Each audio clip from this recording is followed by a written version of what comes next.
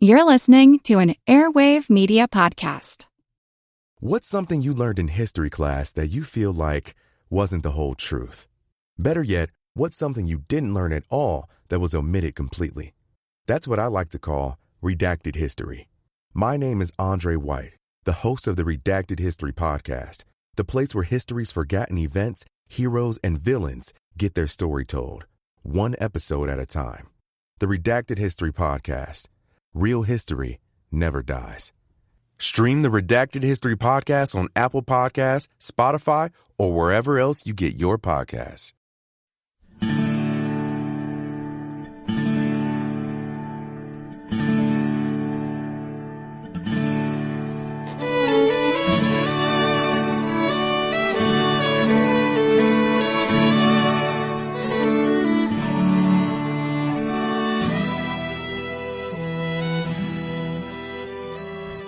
Hey everyone, welcome to episode 194 of our Civil War podcast. My name is Rich. And I'm Tracy. Hello y'all. Thanks for tuning into the podcast. At the end of the last episode, it was 9 o'clock on the morning of Wednesday, September 17th, 1862. After 3 hours of fierce combat, the Confederates holding the left end of Robert E. Lee's line north of Sharpsburg had finally been driven from all of the battlefield east of the Hagerstown Turnpike, that is, from the cornfield and the East Woods and the pasture and the Mumma farmstead south of them. In the ferocious fighting, some 8,000 men had already fallen, with the loss about equally divided between Union and Confederate. The cornfield had been at the center of the storm, and among the trampled stalks and around its four sides, the dead and wounded carpeted the ground. Over along the Hagerstown Turnpike, the bodies lay in heaps, so torn and mangled by the blasts of point-blank cannon fire that a soldier said, quote, "You were obliged to look twice before recognizing them as human beings." Joseph Hooker's 1st Corps and Joseph Mansfield's 12th Corps had each went in alone and unsupported. First Hooker, then Mansfield. But nevertheless, the successive hammer blows of their attacks had pushed the rebels on this part of the field to the breaking point, as Stonewall Jackson's command and 3 of D.H. Hill's brigades were wrecked and used up trying to hold back the Federal attacks. By 9 a.m., 12th Corps' advance had set the stage for a Union breakthrough here in the northern part of the battlefield. As Stonewall's shattered units tried to rally and regroup, and as D.H. Hill's troops, brought over from the center of the rebel line, fell back in disorder, John B. Hood took it upon himself to send Colonel S.D. Lee to find the commanding general and tell him that the Army's left flank was in imminent danger of collapsing unless it was reinforced. The colonel intercepted Robert E. Lee as he was on his way to the left to personally assess the situation. An aide was leading Lee's trusty steed Traveler, since the general's still splinted and bandaged hands made it difficult to manage a horse. Lee wanted to establish a backup line of artillery on the high ground of Houser's Ridge, behind the West Woods, to support the reeling Confederate infantry as they tried to form a new line. Lee had also ordered Lafayette McLaws from the Army's thin reserve to march to Stonewall's aid. Told of Hood's message, Lee replied, "Don't be excited about it, Colonel. Go tell General Hood to hold his ground. Reinforcements are now rapidly approaching. Tell him I am now coming to his support." Even as Lee spoke, the brigade of Tige Anderson that he had earlier called up from the Army's right was now entering the West Woods, and as the colonel turned to leave, Lee also pointed out McLaws's men approaching at the double quick. Meanwhile, on the Federal side of the lines, with the 125th Pennsylvania at the Dunker Church and Brigadier General George S. Greene's division within supporting distance nearby, Fighting Joe Hooker could sense victory within his reach. As he later said, at that moment, with the rebels on the ropes, he, quote, counted on either capturing their army or driving them into the Potomac. But then fate intervened. Riding his eye-catching white horse and right up at the front line to personally position troops and batteries for a renewed offensive, Hooker was hit in the foot by a bullet fired by a Confederate soldier over in the West Woods. In great pain and losing quite a bit of blood, Hooker was carried from the field. His last order was to the advance elements of the 12th Corps, quote, "Tell them to carry those woods and hold them, and it is our fight." Shortly after 9 a.m., Alpheus Williams, who had taken over command of the 12th Corps after Mansfield was mortally wounded, sent a message to McClellan's headquarters saying, "General Mansfield is dangerously wounded. General Hooker wounded severely in foot. General Sumner, I hear, is advancing. We hold the field at present. Please give us all the aid you can." As we said in the last show, 2nd Corps Commander Edwin Sumner had spent most of the morning over on the east side of Antietam Creek, twiddling his thumbs, awaiting orders from George McClellan. The sight of Hood's division of Confederates swarming to the attack from the west woods behind the Dunkard Church had finally jolted Little Mac into action, and at 7:20 he issued orders for Sumner and the 2nd Corps to cross the creek and march to Hooker's support. But not the entire 2nd Corps, however. Little Mac's orders specified that one of Sumner's 3 divisions must be held back east of the creek for defensive purposes until George Morrell's division of the 5th Corps came up from its bivouac a mile to the rear to replace it.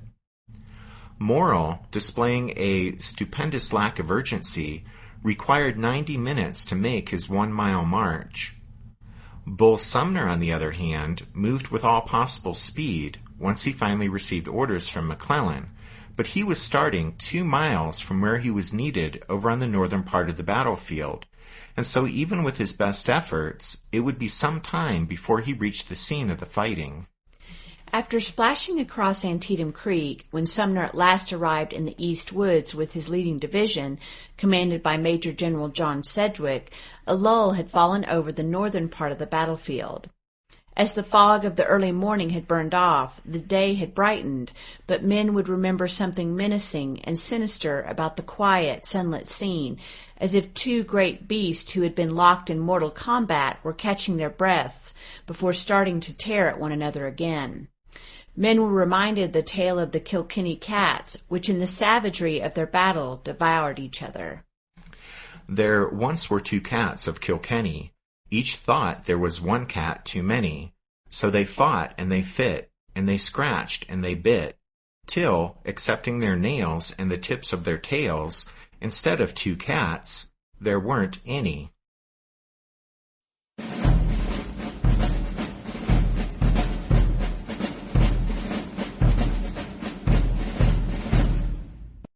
After having crossed Antietam Creek and reached the East Woods, as John Sedgwick got his division ready to advance and enter the battle, Bull Sumner surveyed the situation. Hooker, losing consciousness, had been carried from the field and could tell Sumner nothing. Alpheus Williams, though, rode up to brief him on the 12th Corps' dispositions. The shattered and spent units of Hooker's 1st Corps were dispersed or were rallying behind the front lines, while the formations of the 12th Corps were widely scattered, with 1 brigade reinforcing the 1st Corps' foothold one earlier in the north part of the West Woods, 2 brigades supporting batteries in front of the East Woods. Then the 125th Pennsylvania was at the Dunkard Church, with Greene's 2 brigades nearby. Williams reported that Greene was awaiting a resupply of ammunition, and he advised Sumner to take precautions in his advance. But Bull Sumner paid little, if any, attention to Williams. The 65-year-old Sumner was the oldest field commander in the Army of the Potomac, and to say that he was set in his ways would be an understatement. By ignoring Alpheus Williams, he was displaying a characteristic that he had also shown during the Peninsula Campaign.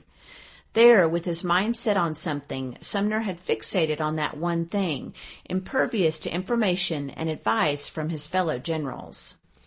That was one reason McClellan had intended Sumner to go into action under Hooker's control there on the northern part of the battlefield, but by the time Sumner arrived on the scene, Hooker had been knocked out of action, and now Bull Sumner was under no one's control. Alpheus Williams would later complain in a letter to a friend that at Antietam the lives of hundreds of Federal soldiers were, quote, foolishly sacrificed, end quote, by generals like Sumner, quote, who would come up with their commands and pitch in at the first point without consultation with those who knew the ground or without reconnoitering. A warning message was sent to Sumner from Army headquarters saying, "General McClellan desires you to be very careful how you advance, as he fears our right is suffering." But when the courier reached the front, Sumner was nowhere to be found. That's because the one thing that Sumner fixated on here was that since the only Federal troops he could see were Greene's men several hundred yards away, over in the vicinity of the Dunker Church, they must mark the Union Army's flank, and the rebels' flank as well. So Sumner got the idea in his head that he need only march Sedgwick's division straight ahead, that is due west, and into the West Woods, then wheel left, and, in the words of the Corps historian, sweep down the Confederate line, driving it before him through Sharpsburg, and heaping it up in disorder before Burnside, who, crossing the lower bridge, will complete the victory. Had Sumner arrived on the scene an hour or even a half hour earlier, when the rebels here were shattered and disorganized, and before Lee's reinforcements arrived, or had Sumner taken the ordinary precautions of establishing a skirmish line, seeing to the posting of adequate supports, or making a reconnaissance of the ground to his front, then he might have avoided the disaster that was about to befall him. But instead, Sumner decided to advance straight across the battlefield into the West Woods, and in doing so, he would present his left flank to Stonewall Jackson, a gift that Stonewall always appreciated. When Hood's counterattack was repulsed, Jackson's force holding the Confederate left was reduced to perhaps 1,400 effectives, his single uncommitted brigade, led by Jubal Early, and several hundred men that Andrew Grigsby had managed to rally. However, fortunately for the rebels, this precariously thin line wasn't tested. By the time Bull Sumner reached the field, Tige Anderson's brigade from the right and 3 brigades under Lafayette McLaws from the Army's reserve gave Stonewall 3,000 fresh men to counter this new Federal thrust. With 5,400 men in Sedgwick's division and the 125th Pennsylvania at the Dunker Church, the Federals had an edge in manpower in this newest round of combat. But the Confederates more than offset this by having the advantages of position, of artillery support, and of surprise. It was sometime after 9 a.m. when Sumner ordered Sedgwick's division to advance. Sumner would lead the advance personally, as if he was heading up a charge of the old 1st Dragoons against hostile Indians on the frontier. In his impatience, Sumner didn't wait for the arrival of his 2nd Division, commanded by Brigadier General William H. French. French was 20 minutes behind Sedgwick. And Sumner's 3rd Division, led by Major General Israel B. Richardson, was only just then being released by McClellan to cross Antietam Creek. Ironically, Edwin Sumner was one of the few Union generals on September 17th to recognize the importance of time and act with urgency, but in this instance, it led him toward disaster. When French arrived in the East Woods, Sumner was already gone, and he had neglected to leave a staff officer behind to direct French into the battle. As a result, as we'll see in the next episode, French won't follow Sedgwick, but will veer off in another direction. At any rate, due to Bull Sumner's impatience and his failure to take ordinary precautions, John Sedgwick's division would enter a deadly ambush alone and unsupported.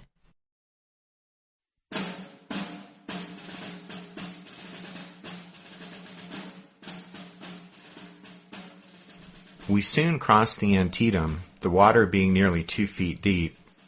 After crossing, we stopped to wring out our stockings. We then proceeded alternately through wood and field. Soon our approach was discovered by the enemy, and they commenced to shell us with a vengeance. The shell burst thick and fast over us and around us, but we pressed steadily on. Soon we came to a large open field partly planted with corn, and it seemed as if the ground was almost covered with dead and wounded, a large majority of which were Confederates. It appeared that Hooker had fought one of the most desperate fights on this field that has been fought since the commencement of the rebellion. Passing the road, we entered a belt of wood. I had hardly stepped into the wood when, in an instant, our left became engaged. We halted, and at it we went. I never had a better chance at them in my life. I saw a Confederate officer sitting on a horse. I thought I could fetch him off that horse, but after trying 3 or 4 times, I give it up, thinking I might do better to fire at the crowd. So I don't know whether I hit anybody or not. Now the Rebs began to fall back. I thought to myself, we have got you now. But almost at the same time, I heard a voice from the rear crying out, "Fall back!" I turned around and said, "What does that mean? Aren't the Rebs falling back themselves?" But again the cry, "Fall back!" Now someone yelled out, "We are flanked!" I looked, and, it was too true. In a moment all was confusion. It was every man for himself. We all run like a flock of sheep. Private Roland E. Bowen, 15th Massachusetts Infantry, Gorman's Brigade. The command was given by the right flank, and the boys scaled the fence. I was never able to decide whether I landed on my head or my feet, but I made better time over that fence than I did over one before or since. As the boys struck the ground, a sheet of flame belched forth, and the sharp report of rifles seemed to say, "Yankee, you have had your way long enough. We will now have ours." When I looked in front, I saw about 60 yards distant a solid line of blue, and every man working his gun for all it was worth. Directly in front of me, I saw the stars and stripes waving to the breeze. How defiant it appeared as it slowly unfolded, then dropped back again around the staff. I thought that it would be honor enough for one day if I could cause it to strike the ground, and placing my rifle to my shoulder, I took deliberate aim at the color-bearer's breast, but as I pressed the trigger, my gun snapped. I had to pick the tube, put in powder and cap, and when I looked up, the line was a little in advance of me. I saw Lieutenant G.B. Lamar, commanding Company F, in front of the line, waving his sword and calling on the men to follow him. Thinking my being in the rear might cause the lieutenant to suspect I was showing some white feathers, under the impulse of the moment I ran through the line to the front. Looking to the left, I saw Captain Wayne and 2 other officers holding up the almost lifeless form of Captain Montgomery, who had been shot in the head. I had but a moment to take in the situation, as an order passed along the line to "Charge, boys, and give them the bayonet," and with the wild rebel yell ringing in my ears, I had to move in a hurry. There is something in a desperate charge, a feeling that cannot be defined or expressed, in the onward rush to victory or defeat. When we were within 30 feet of the Federal line, it wavered, then broke, and dashed to the rear. The yell that went up from my throat started from the bottom of my heart. Where the line had stood, the earth was covered in blue. I believe I could have walked on them without putting my feet on the ground. Sergeant William H. Andrews, 1st Georgia Infantry, G.T. Anderson's Brigade.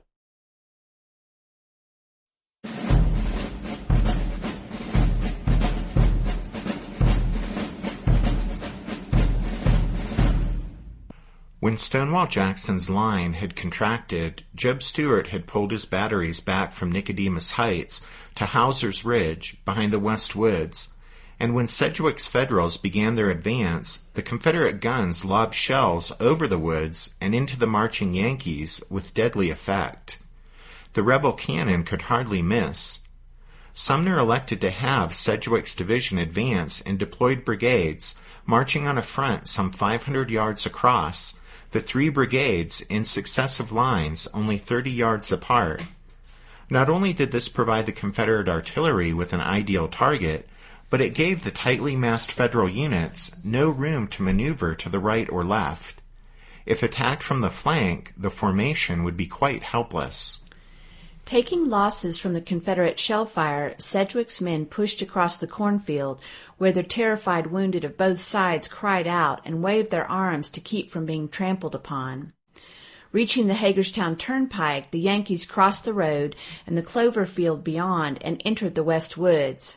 Riding at the point of the advance with Brigadier General Willis A. Gorman's brigade, Sumner noticed that the 1st Minnesota was advancing with cased colors. He bellowed, "In God's name, what are you fighting for? Unfurl those colors." Gorman's line emerged at a lane on the far edge of the woods and got into a sharp fight with some of Grigsby's Confederates posted among the outbuildings on the Alfred Poffenberger farm. Sedgwick's 2nd and 3rd Brigades, led by Brigadier Generals N.J.T. Dana and Oliver O. Howard, halted close behind in the woods. Suddenly there was an outburst of firing some 250 yards off to their left and rear near the Dunker Church.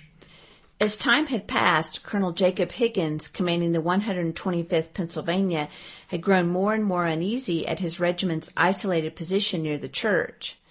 Just inside the West Woods, the ground was broken and difficult, and the trees and rock outcroppings limited visibility, but Higgins began to suspect that the woods to the south and west were full of rebels. Suddenly, Higgins' suspicions were confirmed as a hail of musketry hit his troops and rapidly spread until it was striking them from the front and flank. The green Pennsylvanians did the best they could, but the enemy fire was overwhelming, and as Higgins gave the order to fall back, they broke and ran. The colonel reported that if they had stood for 2 more minutes, quote, "I would have lost my whole command." Just then, 2 stray regiments from Sedgwick's division turned up at the church, just in time to catch the next Confederate volleys. These Federals were veteran troops and stood their ground longer than the 125th Pennsylvania, but finally they too had to withdraw. The Federals retreated back toward the East Woods, with South Carolinians of Brigadier General Joseph B. Kershaw's brigade hot on their heels. A Union battery loaded with canister to meet this rebel charge, but the cannon couldn't get a clear shot because the panicked rookie Pennsylvanians were running straight for the battery rather than swerving off to the sides to give the friendly cannon a clear field of fire. One of the Federal gunners later said, quote, "At last our cannoneers became so impatient to fire that it was impossible to restrain them any longer, and the battery opened. Some of our men, I have no doubt, were killed, but it was better to sacrifice a few of their lives than to allow the rebels to capture our battery." As the Union guns finally opened fire and blasted the onrushing rebels with canister, Kershaw broke off the pursuit of the retreating Yankee infantry. Stonewall Jackson now directed his full attention to the exposed left flank of Sedgwick's division in the West Woods. Jubal Early's Virginians and 2 of Lafayette McLaw's brigades, led by Brigadier Generals William Barksdale and Paul Semmes, spearheaded the Confederate attack. In their formations deployed to engage an enemy to their front, the tightly massed Federals were helpless against this devastating flank assault, and almost equally helpless to react to it. The 3 lines of Yankees facing west were so close together that it was all but impossible to pivot regiments to form a new front facing south to confront this new threat. The result was chaos. One Union colonel said his regiment lost 60 men before they could return a single shot. As soon as he realized what was happening, Sumner spurred his horse toward the rear formations to try to get them out of the trap. The troops saw him riding toward them, waving his hat and yelling, but they couldn't hear him with all the noise, and they assumed he wanted them to charge, and with the cheer they fixed bayonets. But finally Sumner was close enough to be heard, and he shouted, "Back, boys, for God's sake, move back. You're in a bad fix."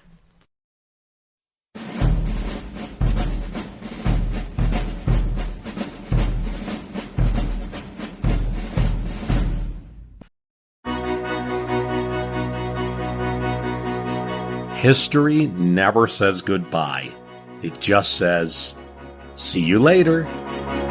Edward Galeano was right when he said that. Events keep happening over and over again in some form. And that's the reason I produce the podcast, My History Can Beat Up Your Politics. What is it? We take stories of history and apply them to the events of today to help you, perhaps, understand them better. We are also part of Airwave Media Network. I've been doing the program since 2006. That's a long time, and the show has a long name. My History Can Beat Up Your Politics. Find me wherever you get podcasts.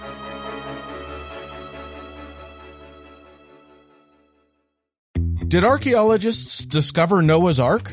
Is the rapture coming as soon as the Euphrates River dries up? Does the Bible condemn abortion? Don't you wish you had a trustworthy academic resource to help make sense of all of this? Well, I'm Dan Beecher, and he's award-winning Bible scholar and TikTok sensation Dr. Dan McClellan, and we want to invite you to the Data Over Dogma podcast, where our mission is to increase public access to the academic study of the Bible and religion, and also to combat the spread of misinformation about the same. But, in a fun way. Every week we tackle fascinating topics. We go back to source materials in their original languages. And we interview top scholars in the field. So whether you're a devout believer, or you're just interested in a clear-eyed, deeply informed look at one of the most influential books of all time, we think you're going to love the Data Over Dogma podcast. Wherever you subscribe to awesome shows. The Federal regiments forming the left of each brigade line took the worst damage from the Confederate flank attack that boiled up from the south. The 42nd New York of Dana's brigade was shattered and scattered by 3 successive enemy volleys that cut down half its men.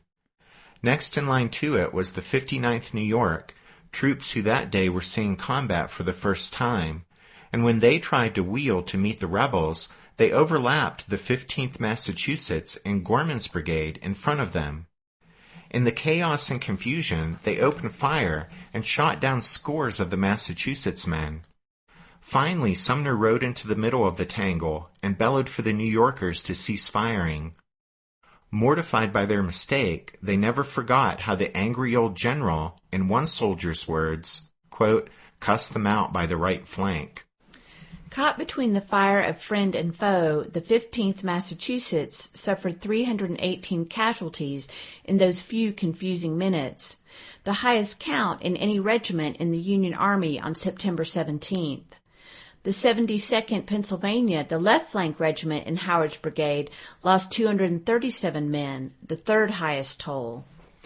Lieutenant Colonel Francis Palfrey of the 20th Massachusetts said, quote, in less time than it takes to tell it, the ground was strewn with the bodies of the dead and wounded, while the unwounded were moving off rapidly to the north. End quote. One of those left behind with a wound in the neck, thought at first to be fatal, was the future Supreme Court Justice Oliver Wendell Holmes, Jr. of the 20th Massachusetts. His brigade commander, General Dana, was wounded but was able to stay in the fight. Division Commander John Sedgwick, though, was hit 3 times and carried from the field. Oliver Howard's command, known as the Philadelphia Brigade, had caught the heaviest fire at the beginning of the Confederate attack and was the first to collapse, but the same fate soon overtook Gorman's and Dana's brigades. The right and left of the rebel battle line curled forward until the relentless enemy fire was striking the hapless Yankees from 3 directions. To the west, Jeb Stuart advanced batteries to pour shot and shell into the collapsing Federal ranks. The only escape for the Yankees was to the north, past the Miller and Nicodemus farms. Regiments or companies would try to make a stand at a fence line or behind a rock outcropping, only to be outflanked by the enemy or overrun by the tide of desperate fugitives. A soldier in the 19th Massachusetts later wrote to his family, telling them that, quote, again and again, and at every command of the officers, we formed, but the fire was so hot. End quote. Carried along in the retreat were the 2 brigades from the 1st and 12th Corps that earlier had won a foothold in the northern part of the West Woods. After a half-mile or so, the flight north finally ended at a makeshift line of Union artillery and 1st Corps troops, who had rallied here after their early morning fight. In the face of this line, the Confederates broke off their pursuit and retired back to the West Woods. Sedgwick's division, together with the 125th Pennsylvania, suffered over 2,300 casualties in Stonewall Jackson's flank attack. By far the largest share of those losses came in the opening minutes of the devastating Confederate assault. Jackson's losses came to less than 1,000 men. Old Bull Sumner's conspicuous bravery in the midst of the chaos and confusion was much admired by his men.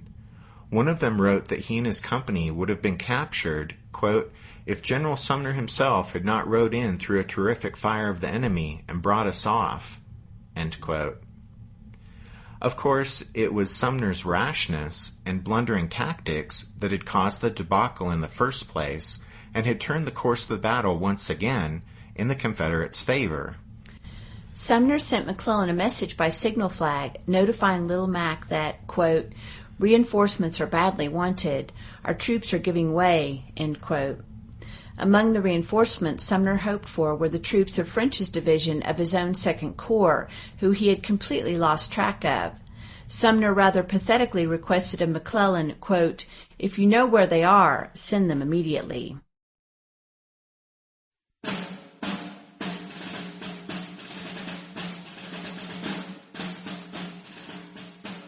Before long, I gained the little farmhouse marked on the maps as the Nicodemus House. The yard was full of wounded men, and the floor of the parlor, where I lay down, was well covered with them. Among others, Captain Oliver Wendell Holmes, Jr. walked in, the back of his neck clipped by a bullet.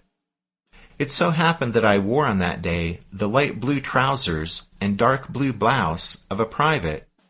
When the rebels, a little later, were busy in the yard, paroling some and taking others to the rear, paying marked attention, of course, to officers, I was glad to have taken the precaution to remove my shoulder straps and to conceal them with my sword under a blanket.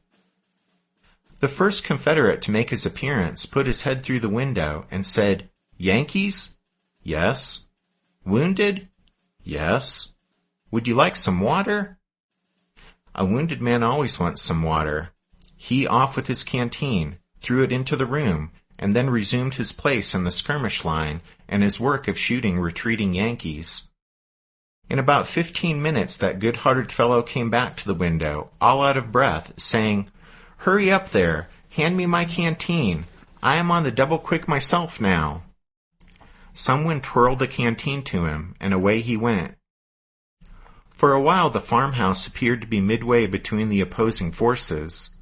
Shells broke the window panes and plowed up the wounded in the yard, but not a shot went through the house. Captain Norwood P. Hollowell, 20th Massachusetts Infantry, Dana's Brigade. A man lying upon the ground asked for a drink. I stooped to give it, and having raised him with my right hand, was holding the cup to his lips with my left, when I felt a sudden twitch of the loose sleeve of my dress. The poor fellow sprang from my hands and fell back quivering in the agonies of death.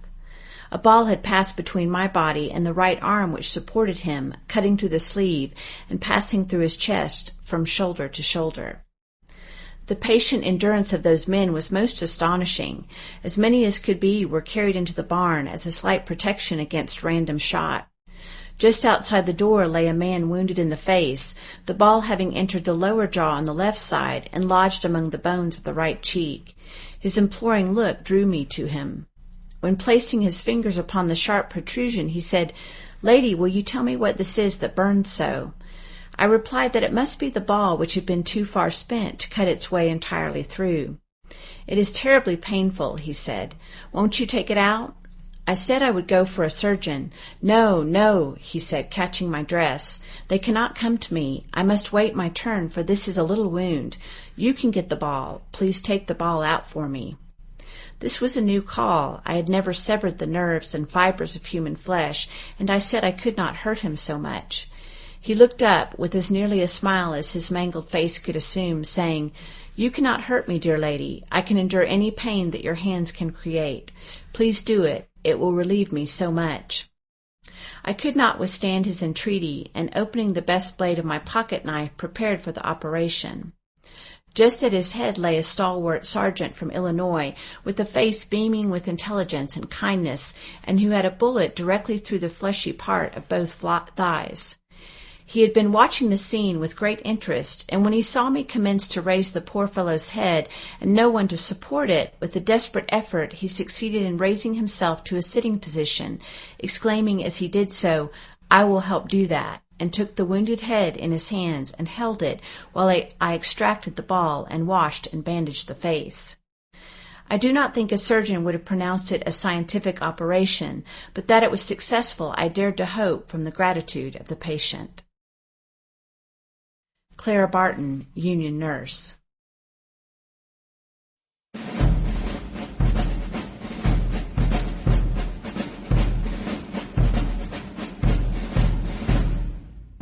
While Sedgwick's division was in the midst of its trials, Sumner had called on Alpheus Williams of the 12th Corps to send him any uncommitted troops he could, and Williams ordered 2 regiments over to the West Woods. When they arrived there, however, they found only a well-placed Confederate battle line that promptly riddled them with deadly fire. Once again, Robert E. Lee had timed his reinforcements perfectly, for this was a brigade from John Walker's division that Lee had ordered up from the Army's right flank earlier, and its fire sent those 2 Yankee regiments scampering back to their starting places. The second of Walker's brigades didn't fare as well when it attempted to drive Greene's Federals from their position just to the east of the Dunker Church. Greene's troops had been resupplied with ammunition and had already helped beat off that advance by Kershaw's South Carolinians. They met this second rebel attack with a fire so murderous that Walker's men, in the words of one Ohio officer, quote, fell like grass before the mower. With a cheer, the Yankees rushed in pursuit of their retreating foes and seized a lodgment in the West Woods behind the Dunker Church. They were a small force, perhaps 700 men in all, but for the second time that morning, the Federals had won a hold on this critical piece of ground, and Greene dispatched an urgent request for reinforcements. Meanwhile, one of McClellan's staff, sent to the front to assess the situation, sent back a brief, pointed report saying, quote, things look blue, end quote. It was shortly after 10 o'clock, and after more than 4 hours of the most savage fighting either army had ever experienced, the Federals appeared no closer to success than when Hooker opened the fighting at sunrise. The 1st Corps was incapable of further offensive action, and its commander was wounded and carried from the field. The 12th Corps had made important gains, but it was also much diminished, and its commander mortally wounded. The single division of the 2nd Corps that had joined the action here on the Confederate left was wrecked, and its commander was wounded and carried from the field. Of the 75,000 troops McClellan could have put into the fighting that morning, if he had ordered all his forces to the battlefield as promptly as possible, just 21,200, considerably less than a third, had been sent into action against Lee's Confederates. Furthermore, Little Mac had put those troops into action, as Sumner said, quote, in driblets, end quote. That is, McClellan had committed them piecemeal, with a marked lack of coordination, and with neither timely support nor reinforcement. The Confederates had faced this series of Federal attacks with 2/3 as many men, consisting of Stonewall's force, D.H. Hill's brigades, and the reinforcements called up by Lee. Yet those rebels had fought the Yankees to a standstill there on the northern part of the battlefield. While Robert E. Lee had been anticipating events and acting decisively, McClellan seemed content to passively watch the battle unfold, reacting to events, and doing a poor job of it. With Sumner's blundering and Sedgwick's bloody repulse, the initiative slipped completely out of Little Mac's hands. The Battle of Antietam would now follow its own terrible logic to a conclusion beyond George McClellan's ability to manage.